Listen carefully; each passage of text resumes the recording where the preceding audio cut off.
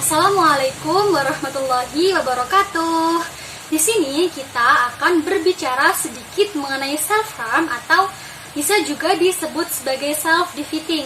Nah, mungkin sebagian orang itu pernah mendengar istilah ini sebagai bagian dari ilmu psikologi, di mana self-harm dalam psikologi itu dikategorikan sebagai gangguan mental yang biasanya terjadi pada anak-anak remaja sekitar usia SMP sampai SMA karena cara mereka dalam mengekspresikan yang kurang tepat. Nah, berbicara mengenai self-harm, mungkin sebagian orang yang belum tahu atau bahkan mereka yang sudah tahu namun belum memahami dengan tepat apa itu self-harm akan bertanya-tanya, apa sih self-harm itu? Nah, self-harm adalah suatu perilaku menyakiti diri sendiri dengan berbagai macam cara, di mana ketika seseorang itu melakukannya dapat menimbulkan perasaan lega dalam dirinya. Karena apa? Karena emosi-emosi yang ada dalam dirinya, emosi-emosi tidak menyenangkan dalam dirinya itu dapat tersalurkan oleh apa? Oleh itu tadi, yakni dengan cara kita menyakiti diri kita sendiri.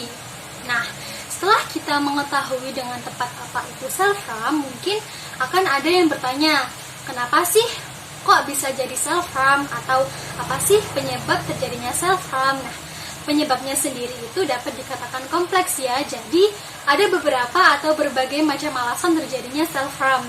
Contoh salah satunya yaitu self-harm mengenai pengalaman masa lalu seseorang, di mana ketika seseorang sudah mengalami kejadian tersebut, dia dapat merasakan perasaan tidak menyenangkan dalam dirinya seperti marah, kemudian sedih, kecewa, frustasi, depresi, dan emosi-emosi negatif lainnya.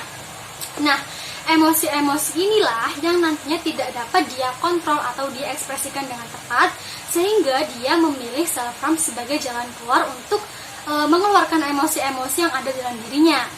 Tapi jangan khawatir, karena ada beberapa cara kita untuk dapat mengatasi self-harm itu. Contoh salah satunya yaitu dengan cara kita berteriak sekencang-kencangnya.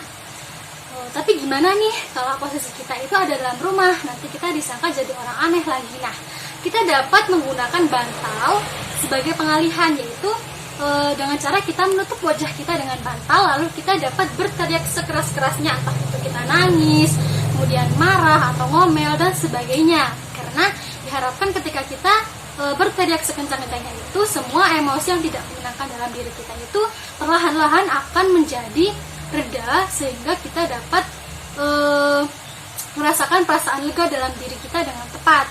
Nah, itu tadi pembicaraan kita mengenai sedikit self-harm. Kurang lebihnya seperti itu. Wassalamualaikum warahmatullahi wabarakatuh.